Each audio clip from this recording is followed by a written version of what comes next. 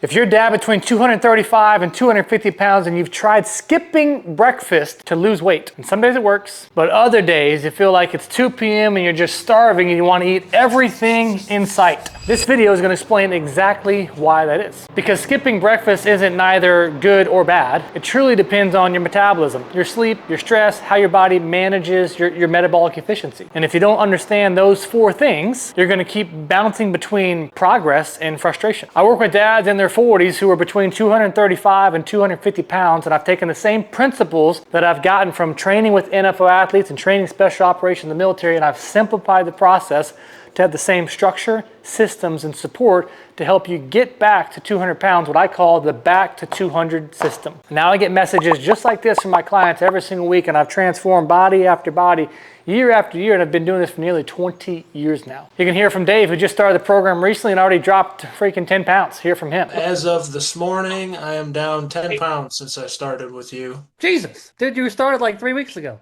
I think the body shock, the initial body shock, because it's starting to trend down from like 6 pounds to 4 pounds to hopefully like 2 pounds a week maybe. That's great, man. Or Frank, who travels for a living and he's always on the road, how he's now down 30, 33, 34 pounds. Hear from him. I'm traveling again for another week, but like Dave just said, down another pound, so on our way. And how much are you down from the journey? 33, same as Dave.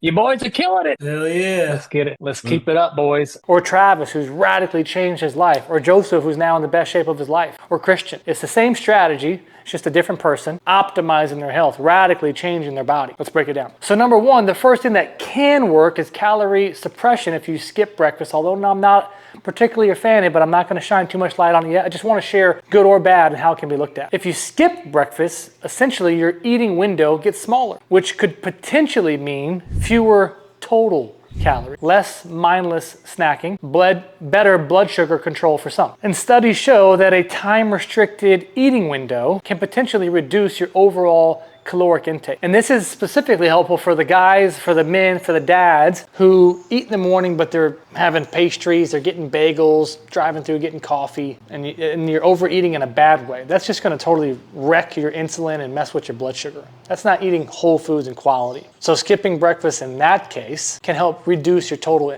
food, your caloric intake. And typically when the calories go down, the weight goes down unless you've totally wrecked your metabolism. That's not what I call discipline, my brother. That is a cortisol roller coaster. You're all over the place with your metabolic. And here's what happens physiologically. When you wake up, your cortisol is naturally high. Blood sugar rises to regulate the day. So if you say that you slept poorly, your stress levels are high because of work, kids, you got to remodel something in the house, you got the truck payment coming up, you got all this stuff going on in your life. You're amplifying your cortisol because of your stress levels. High cortisol plus not eating is blood sugar instability. So that's why by midday, you got cravings, you're a little bit irritable, and your energy's crashing. And then once dinner time comes around, it's more like freaking damage control. I have people say all the time, like, yeah, I mean, I haven't been eating for breakfast for years. You know, I feel fine until you don't. And then your energy crashes. So I want to break this down into 4 different types of Papa Bears.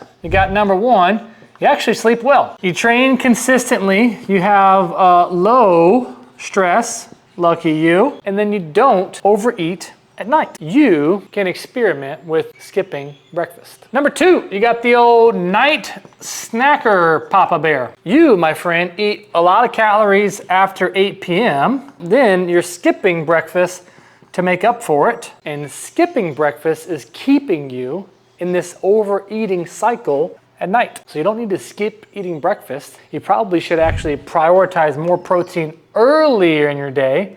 That way you don't overeat at night. Then you got the guy that is high stress dad. High demand, kids, things aren't going great, poor sleep, high job pressure, high caffeine intake. Skipping breakfast only wrecks your energy and your cortisol. You need to have protein earlier in the day, my brother. And then you got the guy that wakes up and trains in the morning, like myself. If you skip breakfast after your workout, you're gonna have lower performance, you're gonna reduce your ability to function in your brain. You're gonna have a harder time getting muscle recovery and performance. And if you're in your 40s and you're trying to optimize your health, yeah, you need to be prioritizing, all of you guys, quite frankly, better breakfast, higher protein. I mean, I'm getting over 100 grams just from protein, like by 8 a.m. because I work out, and I talk about this all the time, a 2-to-1 carb to protein ratio. For those of you trying to lose weight, I'm not trying to lose weight, I'm trying to build muscle and lose body fat,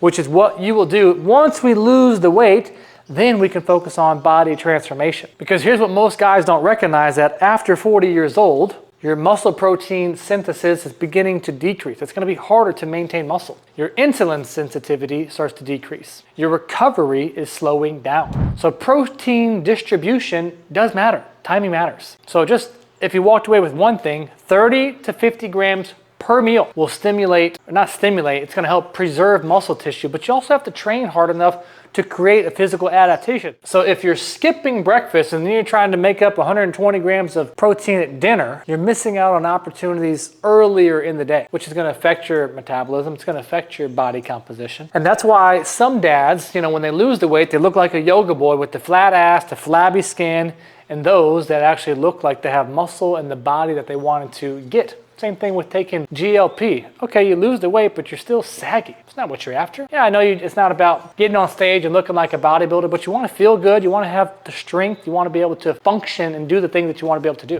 So instead of asking yourself, should you be skipping breakfast? Ask yourself, does skipping breakfast actually give me more energy? Does it suppress my appetite? Does it improve my performance, my brain fog, my energy levels? And here's something practical to take away with you. If you skip breakfast, make sure you have black coffee only. Hydrate aggressively. Have water, have electrolytes, and then make sure that your first meal that you're having a high amount of protein, and keep carbs around your workout window. Make sure you're having protein, having enough fiber and vegetables so you have the volume so that you don't overeat later. And if you do have breakfast, make sure you're getting 30 to 50 grams of protein, moderate your carbohydrates, center them around your workouts, and then get you some healthy fats. None of the freaking bagels and the sugar, whatever the heck you guys are doing. Get rid of that stuff. And depending on which route you're doing, just test it for 14 days and see the difference. See how your body feels. Measure your energy. Check out your cravings. Note if the cravings are any different. Look at your body weight. Does it affect your sleep? That's the type of stuff that we do when we run the Back to 200 protocol, is we're looking at this data.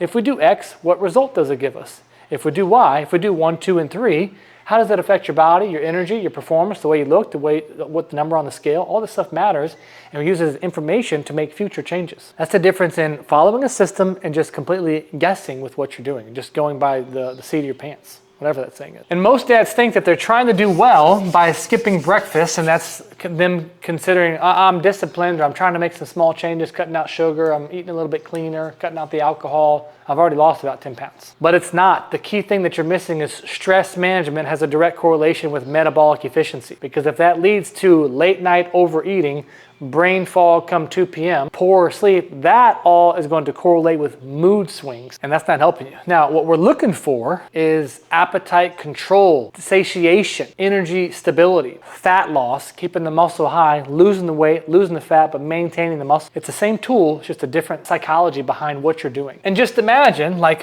waking up with freaking energy. Imagine having stable energy. Imagine getting home and your family gets the best of you, not the rest of you, and you're like, I just need to eat everything. Because when you start to do that, and you start to take ownership of your nutrition, you're gonna sleep better. You're gonna have better energy. You're gonna have better patience with your family. So it's not even about the breakfast, it's about the structure as nutrition in a whole, because it's creating this big cycle with your, as I mentioned, your metabolic efficiency. So if you're a Papa Bear and you weigh between 235 pounds, 250 pounds, and you want to learn how to not only own and manage your breakfast, but your lunch, and take these next steps with your nutrition, and you're tired of guessing, and you're tired of wondering, should I be fasting, what I should have for breakfast? Ultimately, my brother, it's gonna come down to the facts. Is what you're doing working, or is it not? Otherwise, you're gonna have to take a different perspective on things. And if you wanna have a different perspective and see what it would look like to have my eyes on it, check out the description down below and apply to work with me. Because every single week, we should be able to systemize simply to break down